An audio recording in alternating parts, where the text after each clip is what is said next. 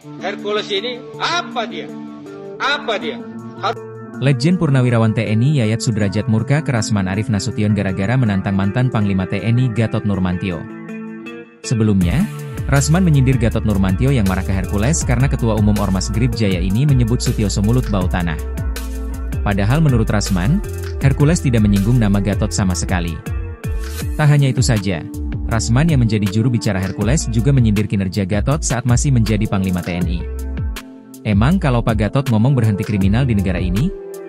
Bapak dulu mantan Panglima TNI, KKB tak selesai tuh di Papua, ucap Rasman dengan lantang. Ia juga menantang Gatot Nurmantio untuk dialog bersama di televisi swasta. Letjen Purnawirawan TNI Yayat Sudrajat murka karena Rasman asal ngomong.